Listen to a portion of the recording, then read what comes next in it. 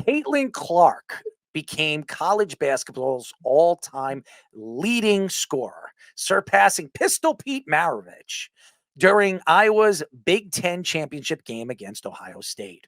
Clark is the only player in college basketball history to lead her conference in scoring and assists for 4 consecutive seasons. Clark is the only player in college basketball history to have over 3,700 career points, 1,000 career assists, and 850 career rebounds. This led many people to wonder whether Caitlin Clark could play at the NBA level. And Jay Wright, Magic Johnson, and Kevin Garnett believe she can.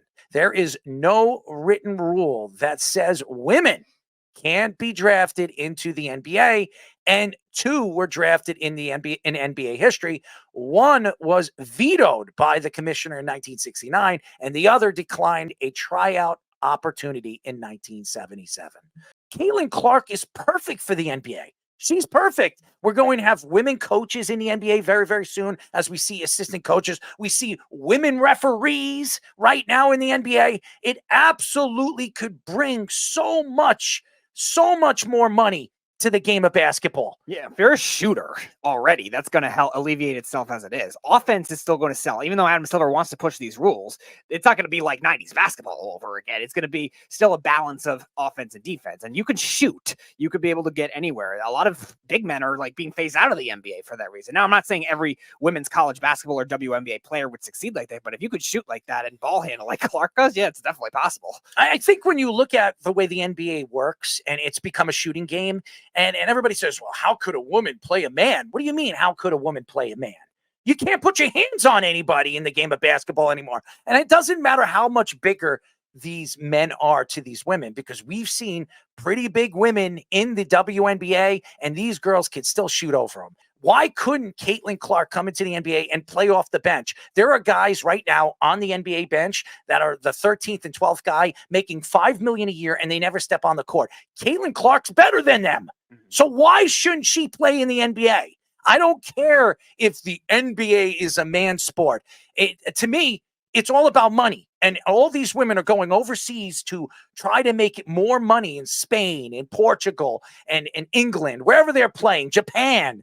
And why should they do that when they should be in the NBA showing their talent, showing what they can do with a basketball? Yeah, and Caitlin Clark was a moneymaker this final season because she stayed one more year, because Fish was bringing up the graphic too. Sometimes the WNBA pay discrepancy has been really bad, that all these guys, all these women that have these extra eligibility in women's college basketball because of the COVID year are taking those extra years. The last, I would say, 10 games were like sellout crowds no matter where they went, even if it was a road game to go see her play. Like, what team that's drafting low that's been so dysfunctional for a while wouldn't just even want to take that chance for revenue, even if it doesn't work out? Like, what's the worst that could happen for the Wizards that have been dysfunctional for a while, or the Pistons that have been dysfunctional for a while? Like, what's the worst that could happen? All right, if it doesn't work out, you try a progressive experiment. Nobody's going to look at you badly for doing that kind of thing for somebody like Clark. Like, you mentioned Ionescu too. Like, Ionescu's college career kind of got dwindled because it was the COVID year, but she was really good that last season too for Oregon. So you speak about teams that could be looking for shooters. I mean, DiVincenzo has been fantastic this year. The Knicks have had problems shooting threes. The Knicks have 3 first-round draft picks this year. Why wouldn't the Knicks go after Caitlin Clark? Sure. It would put fannies in the seats in Madison Square Garden, the world's most famous arena. Could you imagine Caitlin Clark's jersey being sold as a New York Knick? I mean, seriously, it would be huge. I mean, they're selling out now, and they've been selling out for 20 years, and they've been a terrible organization. Leon Rose would definitely jump on this. This is great for basketball. This is great for women. NBA also has the most progressive owners, too, so I think there's a much better chance of that than any other sport as well. Now, I do think it could happen down the road in the NHL because there's a lot of more speed and skill concepts in the game, and biggest women players and obviously the smaller men players are going to be similar sizes anyway. So I still think it'd be the NHL, but definitely the NBA, where ball handling, passing, and 3-point shooting are going to be so key. And all these top guards, I'm not saying every top WNBA or women's player could play at maybe at the power forward position or small forward. That might be difficult, but in the backcourt to play make like that is something that's definitely possible. There are small point guards in this league. Okay. Rozier is a small point guard. Yep. You're going to tell me that Caitlin Clark isn't better than Terry Rozier? I mean, come on, guys.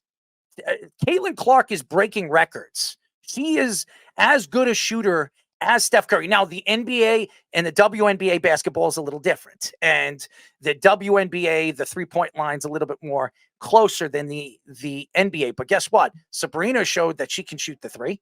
Yep. She could shoot the three. Right. But if Caitlin can do it, and I'm sure she can, why shouldn't she be able to play in the NBA? Why shouldn't she be able to make the money that she could make? She could be making 80 million, 75 million. And why wouldn't an NBA team sit there and say, hey, you know what? If we bring in Caitlin Clark, she's deadly at the three-point line. She could be a Steve Novak or somebody like that, or Jeff Hornacek, or one of those guys that you can use as a weapon in the open court, especially when it becomes a half court game in the NBA playoffs. And she could ball handle too. Like she just has to just catch and shoot. She could dribble really well, pass really well. Her vision on the court is very good. She played against men when she was in high school and dominated. Yep. Why couldn't she do that in the NBA? I know the NBA is a little bit more athletic and they jump higher. She don't need to jam. There's so many guys. No.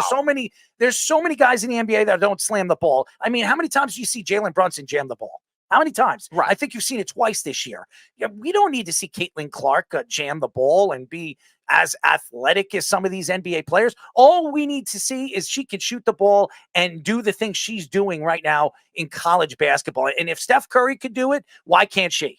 Yeah, Fish also gave us a comment too. The defense would be an issue. We're not doubting that at 6 foot. And like she's not an amazing raw defender. But she's 6 foot. There are point guards in the NBA that are like 5'10", 5'11". Why can't she play? It's worth a good chance. Like for any team that's worth a good chance. I draft her in the first round. Right now, when you look at the NBA, the draft this year, there might be five guys that you can look at that could change a team.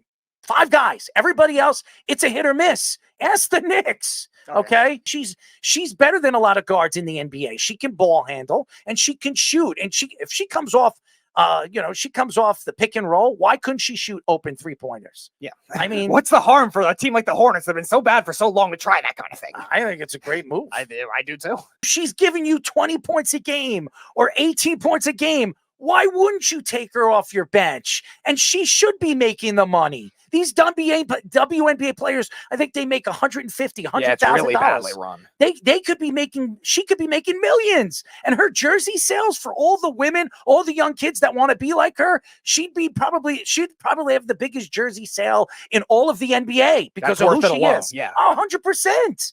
The NBA wants to make money. This is great for the NBA if you bring in a Caitlin Clark. Fantastic. A beautiful woman playing in the NBA and dominating at Madison Square Garden or LA at the Staples Center or in Minnesota, wherever, where you need to bring stars. And she is a star.